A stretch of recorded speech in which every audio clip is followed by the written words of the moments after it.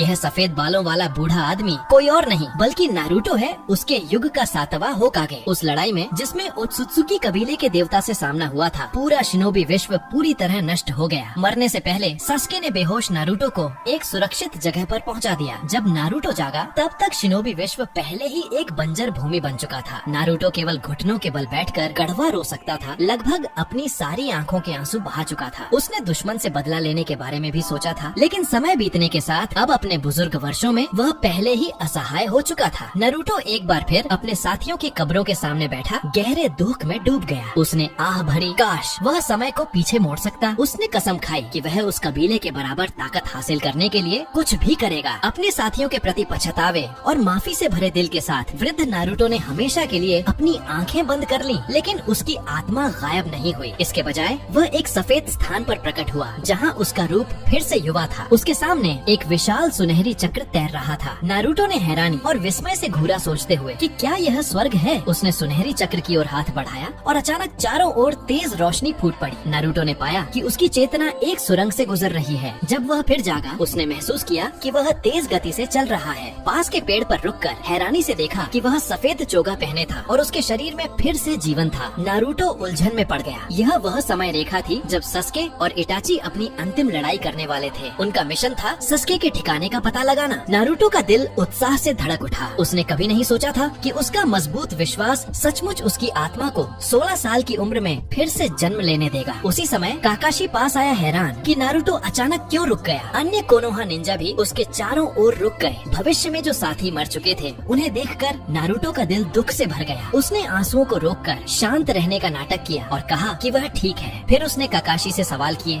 ताकि समय रेखा का सही बिंदु पक्का कर सके। 2 बड़े घटनाक्रम होने वाले थे, इटाची और सस्के की अंतिम लड़ाई और जिराया का हिडन रेन विलेज में प्रवेश। समय कम था। नारुतो के पास टीम को समझाने का वक्त नहीं था, इसलिए उसने अस्थायी रूप से सस्के की खोज करने वाली टीम छोड़ने का निर्णय लिया। उसे पता था कि सस्के और इटाची की लड़ाई घातक नहीं होगी, लेकिन जिराया की स्थिति अलग थी। उसे अपने गुरु को बचाने के लिए रेन विलेज पहुंचना ही था। नारुतो की अचानक की गई कार्रवाई से काकाशी पूरी तरह उलझ गया। वह समझ नहीं पा रहा था कि नारुतो के लिए सस्के को ढूंढने से ज्यादा महत्वपूर्ण क्या हो सकता है। काकाशी ने शांति पूर्वक कहा कि जब तक नारुतो के पास टीम छोड़ने का बहुत अच्छा कारण न हो, वह इसे अनुमति नहीं देगा। आखिरकार उस समय 9 टेल्स का जिंचुरिकी होने के नाते नारुतो अकात्सुकी का मुख्य लक्ष्य था। उसे अकेले जाने देना बेहद खतरनाक था, लेकिन नारुतो ने पहले ही अंदाजा लगा लिया था कि सावधान काकाशी उसे इतनी आसानी से नहीं जाने देगा। बातचीत के दौरान उसने गुप्त रूप से नेचुरल एनर्जी अवशोषित करना शुरू कर दिया। अब जब वह पुनर्जन्म ले चुका था, कई जुत्सु पहले से ही उसकी स्मृति में गहराई से अंकित थे, तो उन्हें फिर से अभ्यास करने की आवश्यकता नहीं थी। उसे यह भी पता था कि यदि वह भविष्य से आने की सच्चाई बताता तो भी कोई उस पर आसानी से विश्वास नहीं करता। इसलिए नारुतो ने जबरदस्ती निकलने का फैसला किया। काकाशी ने नारुतो के अजीब व्यवहार को देखा और तुरंत यामाटो से